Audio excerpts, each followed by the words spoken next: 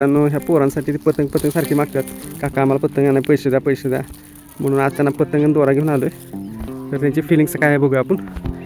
ए बारक्या ये इकडं, तुमच्यासाठी गिफ्ट आणले रे. ठीक आहे चालते घेतो. हां हे तुला ठीक आहे. कसं वाटलं गिफ्ट, कसं वाटलं? आता पतंग उडवायचा आणि शाळेत जातो ना, शाळेत जायचा अभ्यास करायचा, नुसतं पतंगच नाही उडवायचं. आणि ओके घे दोरा. तुमच्याकडे आहे का दोरा मांजा वगैरे? नाही का? नेक्स्ट टाइम आलो ना तुम्हाला मांजा देतो. आणि नवीन वर्षाच्या हार्दिक शुभेच्छा. हां ओके.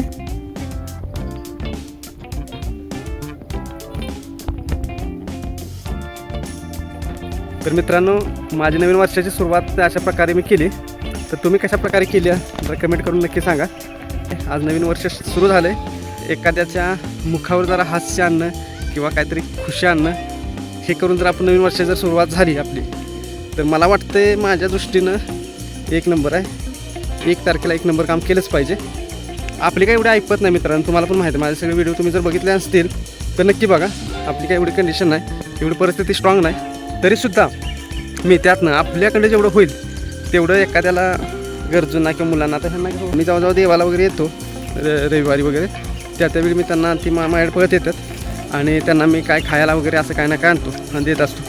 तर आज तर नवीन वर्ष आहे, नवीन वर्षाची सुरुवात म्हटलं ते सारखे काका पतंगाला म्हणायचे, म्हणून त्यांना आज पतंग मी दिले दोघांना. ते दोघंजण मागायचे रोज. तर अशा प्रकारे वर्षाची सुरुवात करणं म्हणजे माझ्या दृष्टीने तर 1 नंबर आहे.